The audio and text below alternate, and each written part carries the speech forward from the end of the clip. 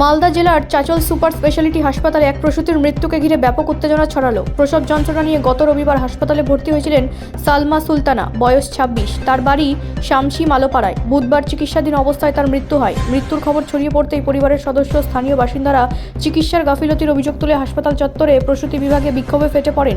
মুহূর্তের মধ্যেই পরিস্থিতি উত্তপ্ত হয়ে ওঠে। ক্ষুব্ধ জনতা হাসপাতালের সামনে জড়ো হয়ে বিক্ষোভ দেখাতে থাকেন। পরিস্থিতি নিয়ন্ত্রণে আনতে ঘটনাস্থলে পৌঁছায় চাচল থানার বিশাল পুলিশ বাহিনী। উত্তেজনা আরও বাড়ায় নিরাপত্তার স্বার্থে নামানো হয় আরপিএফ। হাসপাতাল চত্বর ঘিরে ফেলে পুলিশ, যাতে কোনো অপ্রীতিকর ঘটনা না ঘটে। এদিকে মৃতার পরিবার অভিযোগ করেছে, যথাসময় সঠিক চিকিৎসা ও নজরদারি পেলে এই মৃত্যু এড়ানো সম্ভব ছিল। তাদের দাবি, চিকিৎসকদের গাফিলতির কারণে এই প্রসূতির প্রাণ গেল। অন্যদিকে হাসপাতাল কর্তৃপক্ষের পক্ষ থেকে এখনও কোনো প্রতিক্রিয়া মেলেনি। ঘটনাকে কেন্দ্র করে গোটা হাসপাতাল চত্বরে চরম উত্তেজনা ছড়িয়ে পড়ে। পরিস্থিতি স্বাভাবিক রাখতে পুলিশ প্রশাসন সতর্ক রয়েছে।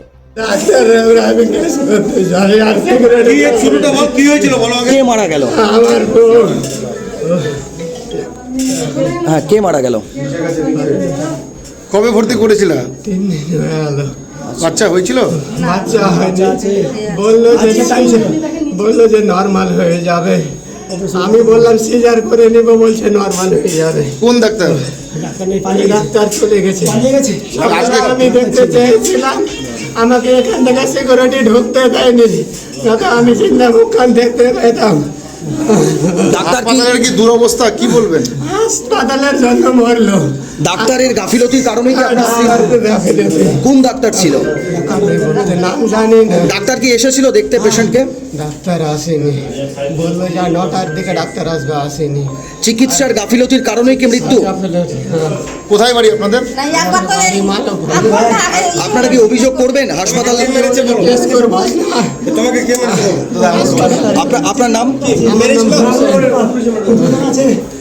ডাক্তার আসলো, ডাক্তার এসে খালি এটা আমি চোখে দেখিনি, শোনা কথা, পেটটা চাপন দিকে সমস্যা পেশেন্টটা দম চলে গেছে।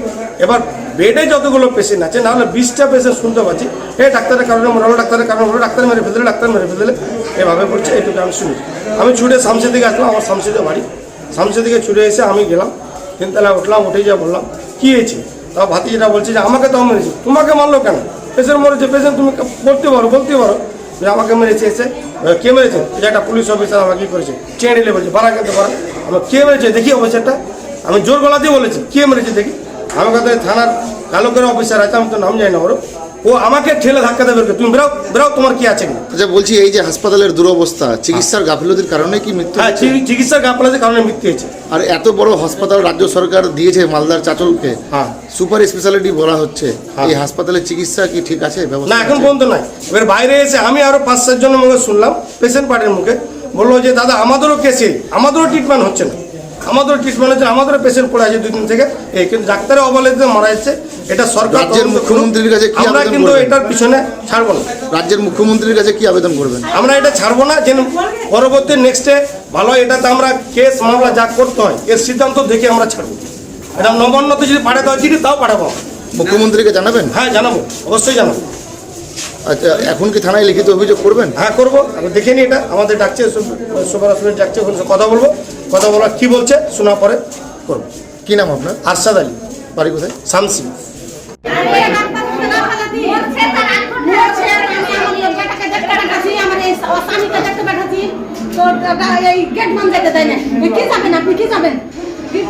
ডাক্তারের চিকিৎসার গাফিলতিতে মারা গেল?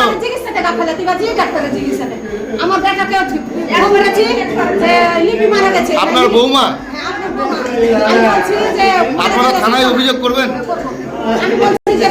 আমার বেটা বড় বেটাকে ফোন দিয়েছি যে সুলতানা মারা গেছে, বেটা দৌড়িয়ে এসো।